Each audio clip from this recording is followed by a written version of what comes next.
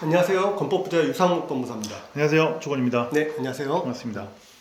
우리 지난번 유튜브 영상 찍었던 네네. 정말 핫하디 핫한 이태원의 3층 건물 네.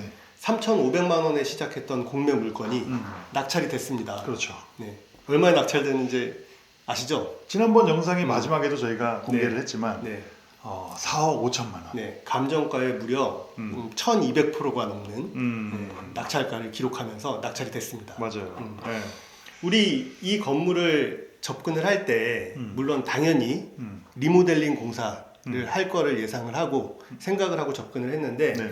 이 물건들을 가지고 이제 여러분들과 얘기를 하다 보니까 어떤 분들은 이 물건에 리모델링을 하지 말고 신축하면 안 돼요? 라고 이렇게 물어보시는 분들도 계시더라고요. 우리가 왜 이 건물에서는 신축이 아닌 리모델링으로 접근을 해야 되는지 그 부분에 대해서 오늘 조 대표님이 네네. 여러 가지 조건들로 나눠서 네. 자세하게 좀 설명을 좀 해주십시오. 네. 네. 우선 뭐 지난 영상에서 말씀을 드렸지만 이 건은 신축은 불가능한 건이에요. 네네. 네, 왜냐면 이제 건물만 낙찰받은 건이니까 그렇죠. 네. 네, 토지는 이제 임대료를 주고 써야 되는 거고 그렇죠. 결국에는 건물을 철거한다는 건 말이 안 되는 거니까 그래서 건물을 리모델링하는 게 정답인데 시청자분들께서도 내가 건물을 가지고 있는 경우도 있고 또는 내가 가진 자금으로 건물을 사서 신축을 하거나 리모델링을 하는 경우 이런 그렇죠. 걸 고민을 하시는 경우가 많을 것 같아요. 그렇죠. 사실 신축을 하느냐 리모델링을 하느냐에 따른 그 컨디션에 따라 상태에 따라서 너무나 달라요. 예, 근데 이태원의 건은 물론 신축이 안 되는 건임에도 불구하고 리모델링을 해야 하는 건이 맞습니다. 네. 그래서 그 이유에 대해서 살펴보시면서 하나씩 요목조목 한번 네. 짚어볼게요. 네. 그래서 일단 첫 번째로 이 건물은 주차장 규제 때문이라도 리모델링을 해야 합니다. 네, 뭐냐면 이 건물이 60년대에 건축된 건물일 거예요. 네네, 맞아요. 네. 66년도에 신축한 건물이에요. 66년도. 네. 그러면 60년대 당시의 주차 기준은 지금보다 굉장히 완화가 돼 있었고 이 건물 건축 허가를 받을 당시만 해도 주차장 규정이 아예 없었습니다. 주차장 법에 의한 건축법과 주차장법에 의한 주차장의 의무 설치 규정이 없었습니다. 네, 없었다는 거죠. 네, 왜냐하면 그렇죠. 그때는 차도 별로 없었고 그렇죠. 네. 차는 그냥 논 말고 밥. 네. 그래서 이 건물 같은 경우에도 실제로 보게 되면 한번 살펴볼게요. 네. 네, 보시면 1층에 주차장이 없는 게 보이시죠? 그렇죠. 왜? 네. 그래서 이 전면에 주차장을 만약에 설치를 한다면 전면 폭에 약한 뭐 기둥이라든지 폭 고려해서 네네. 한 3m 가량이 전면성이 없어져요. 주차장이 면적이 어느 정도 되나요? 예를 들어서 기둥까지 포함해서 계산을 하자면 약 한 4.5평 정도 한 4.5 면에 평, 한 면에. 주차장 한 면에. 그러면 이 건물에 만약에 주차장 2면을 설치해야 된다 네, 라고 하면 1층에 2면을 설치했을 때 1층이 아예 사라질 수도 있겠네요. 그렇죠. 왜냐면 이 건물이 지난번 방송 때 말씀드렸지만 1층의 면적이 한 11평쯤 돼요. 11평이니까. 그 중에서 한 9평 가량이 날아간다고 그렇죠. 생각한다면. 기둥을 좀 세워야 되니까. 그렇죠. 그렇죠. 네, 그렇게 생각하면 1층을 거의 못 써요. 근데 여기 상권 아시겠지만은 1층 상권이 가장 강한 상권이에요. 그럼요. 임대료도 높고, 임대료 높고. 건물의 가치를 키우려면 1층이 잘 살아야 되거든요. 근데 그렇게 봐서도 주차장을 계획할 땅이 아니라는 거죠. 그렇죠. 네, 지금 현재가 낮다는 거죠.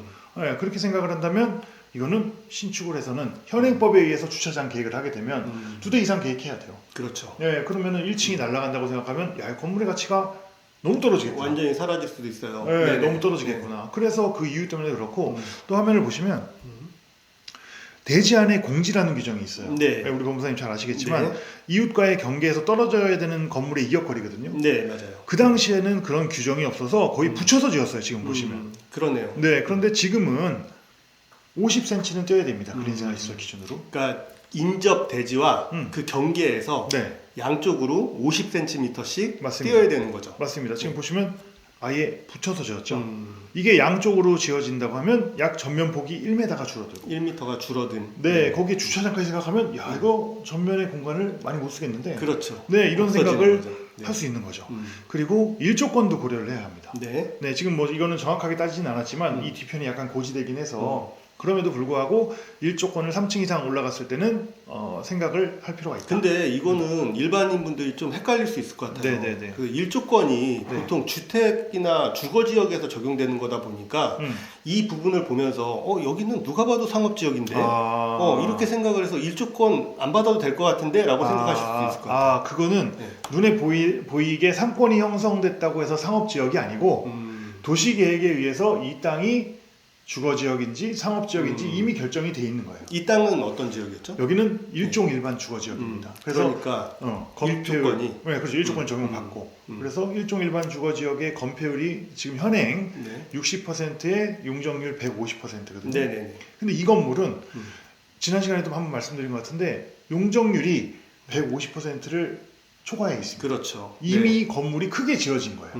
그 당시에는 아마 제가 유추했을 때 1종 일반, 2종 일반, 3종 일반으로 용도지역 분류도 안 돼 있었을 겁니다. 60년대에는. 네. 그냥 뭐 주거지역 뭐 이런 식으로 뭐 그조차도 없었을 수도 있고 그렇다 보니까 이런 규모가 지어졌지만 지금 신축을 하게 되면 다시 현행법을 맞춰서 지어야 돼서 규모 자체도 더 적어질 수도 있죠. 아 그러면 용적률이라고 그래서 네. 지금 더 높이 지을 수도 없는 상황인데 건폐율도 그렇잖아요. 건폐율도 60%라고 그러면 네네. 저 땅의 40%는 못 지어야지 맞는 건데 맞아요. 이건 지금 100% 다 차 있는 거 아닌가요? 뭐 100%인지는 네. 뒷면까지는 아직 못 봤지만 그래도 거의 가득 차게. 과거에는 또 건폐율 서비스라는 것도 있었거든요. 네네. 그래서 그런 점들을 고려했을 때 지금의 현행법보다는 분명히 더 크게 지었을 것이다.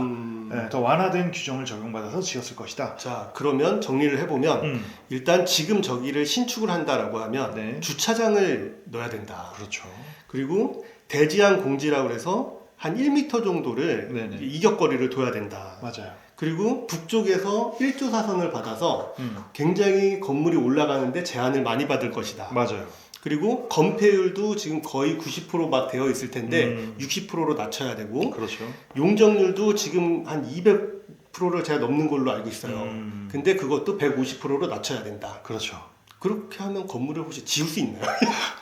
실익이 없죠. 네. 그래서 서두에 말씀드린 것처럼 이거는 뭐 지을 수도 없는 건이지만 애초에 저희가 지난 시간 방송에서도 리모델링만으로 말씀을 드렸던 이유가 신축을 할 매력이 없는 건물입니다. 네, 그래서 이 건물은 리모델링을 최대한 잘해서 쓰는 게 맞다. 네, 이렇게 판단이 돼요. 기존에 지어진 건물을 인수해서 네, 그러니까 지금 어찌됐든 혜택이 있는 거잖아요. 그렇죠. 지금 법에서는 도저히 받을 수 없는 혜택이 있는 거니까 그렇죠. 그걸 최대한 활용해보자 맞아요. 라는 개념이 될 것 같아요. 맞아요. 그래서 시청자분들도 아까 말씀드린 것처럼 내가 땅을 갖고 있다면 내가 그리고 건물이 있다면 그 위에 그 건물이 신축이 유리한지 리모델링이 유리한지 그리고 또 내가 건물을 매입할 때 내 목적이 신축인지 리모델링인지도 중요하지만 네. 내가 관심 있는 건물이 신축이 더 효율적일지 리모델링이 더 효율적일지를 판단할 수 있어야 합니다. 그러면 리모델링에서도 우리 중축이 되는 경우도 있잖아요. 아 그렇죠. 중축이 네. 되는 경우도 있죠.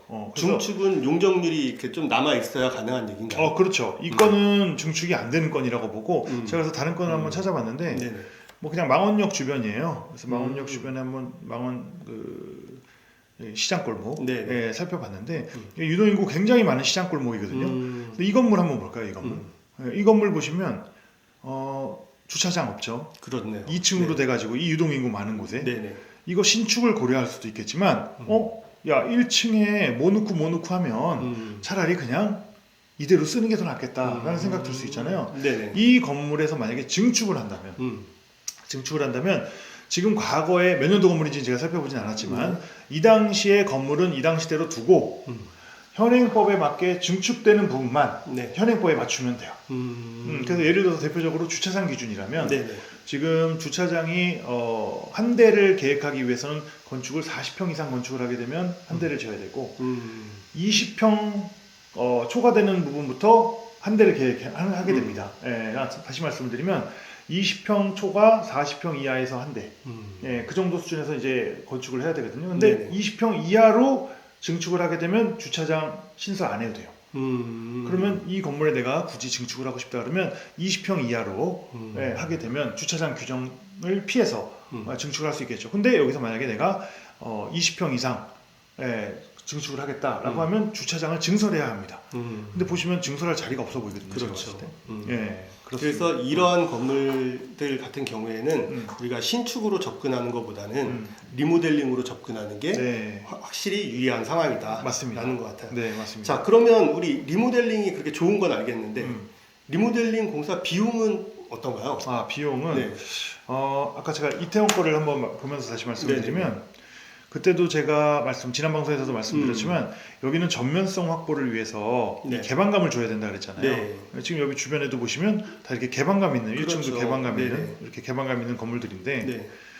저희도 역시 1층의 매력을 살리기 위해서는 개방감을 줘야 할 겁니다. 네. 근데 이 건물은 이 벽 자체가 힘을 받는 구조로 보여요. 그래서 전면을 개방하기 위해서는 그에 상응하는 구조 보강이 필요해 보입니다. 아, 네네네. 네, 그래서 구조 보강이 어떻게 들어가느냐.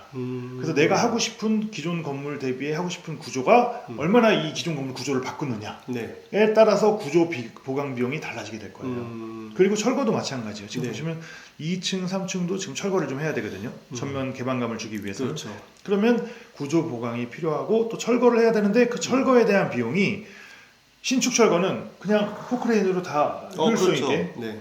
부수면 된다면 큰 포크레인. 이 건물은 사람이 하거나 사람이 이제 네, 직접 조금씩 네. 뭐 장비를 가지고 뭐 해머까지는 아니고 네. 해머 쓸 수도 있고요. 네, 그리고 그 소형 장비가 온다든지 네네. 그러니까 단가가 굉장히 조심스럽게 철거를 해야 되기 때문에 네, 올라갈 수밖에 없어요. 이런 것들이 그러니까 우리 일반적인 사람들이 생각할 때는 리모델링 비용이 신축 비용에 비해서 네. 굉장히 저렴하다. 네네네. 그러니까 나는 돈을 조금 넣어서 그냥 조금 목적만 좀 좋게 하고 싶어.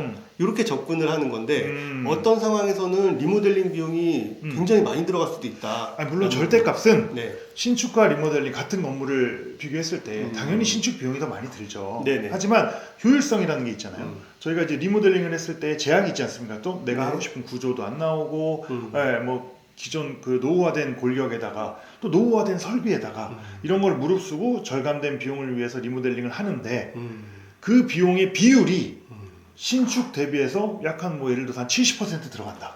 만약에 그런 아닌 경우도 있겠지만 그 정도까지 들어가는 사업도 있거든요. 그러면 효율성이 떨어지는 거죠. 그렇네요. 네. 우리 리모델링의 리스크도 또 우리가 생각을 안 해볼 수 없는데 네. 리스크는 어떤가요? 어떤 리스크를 예상해 보세요? 제가 리모델링에 대한 리스크를 물어볼 때 이 양파 껍질 같다는 표현을 많이 쓰거든요. 네. 그거 뭐냐면 네. 나는 이 정도 비용으로 요것만 고치면 될 줄 알았는데 요거 깨보니까 또 뭐가 나오고 예를 들어서 노후된 설비는 난 생각도 안 해고 철거를 해서 배관을 보니까 배관이 완전 너무 노후된 거야. 그러니까 까면 깔수록 문제만 계속 튀어나오는. 뭐 문제만이라는 표현보다도 네. 나올 가능성이 큰 거죠. 그렇죠. 신축은 네. 깔끔하게 새로 시작을 해서 새롭게 이제 건축을 하면 되는 느낌이라면 얘는 기존 거를 살려가면서 최대한 활용을 해가면서 하려고 했는데 그 기존 것들이 너무 노후되거나 또 내가 눈에 겉에서 보지 못했던 문제가 발생할 확률이 크다. 그런 것들이 좀 큰 어떤 굉장히 리스크가 조심스럽게 접근해야 될 부분이 있네요. 네, 그래서 반드시 리모델링 사업을 할 때는 상세한 내역과 그리고 신뢰 있는 회사, 실력 있고 신뢰 있는 회사, 그런 회사랑 같이 일하는 게 굉장히 중요해요. 우리 지금 이태원 물건도 우리가 워낙 관심이 많았기 때문에 우리 이태원 놀러 가야 되잖아요. 그렇죠, 가야죠. 여기 가봐야 돼요. 향후 어떻게 되는지 어떻게 되는지 가봐야 돼요. 언제쯤 가보면 저게 돼 있을까요? 즉 뭐냐면 리모델링을 한다 했을 때 대략적인 공사 기간은 우리가 어느 정도 생각하면 될까요? 리모델링 공사 기간 자체는 제가 볼 때 한 3, 4개월이면 될 것 같아요. 그래요? 네, 그 이내에도 될 수 있습니다. 규모에 따라서 얼마나 인테리어를 할지 모르니까. 근데 이제 요거는 공매 물건이니까 지금으로부터 또 이제 잔금 일자가 있지 않습니까? 잔금 일자가 지정돼 있을 거예요. 한 달에서 2개월 이내인데 최장이면 6개월까지도 갈 수 있지만 대부분 이제 뭐 한 달에서 2달 이내에 납부를 하죠. 그러면 뭐 한 2달이라고 봤을 때 인허가를 받아야 돼요. 리모델링을 하기 위해서는 대수선 허가를 받아야 하니까. 대수선 허가. 네, 그렇습니다. 그래서 아마 잔금을 치르고 나서 접수를 할 것 같은데 접수는 미리 준비할 수 있고 잔금 전에. 그랬을 때 약 한 달 정도 허가 기간 그리고 공사 기간이 약 한 3개월에서 그 정도 걸린다고 했으면 그러면 한 6개월 정도 지난 다음에 저기를 가보면 새로운 건물, 그러니까 리모델링이지만 사실은 겉에서 보기에는 새로운 모습으로 보일 거잖아요. 그렇죠, 그렇겠죠. 그런 건물 한번 기대해 볼 수 있겠네요. 맞습니다. 자, 오늘은 우리가 그 경매든 공매든 매매든 기존 건물을 매입하는데 그 매입한 건물이 원래 있던 그대로 우리가 쓸 거냐 아니면 리모델링이나 신축을 통해서 사용 가치를 높여서 더 큰 수익을 내볼 거냐 이 부분을 지금 오늘 검토해 본 거거든요.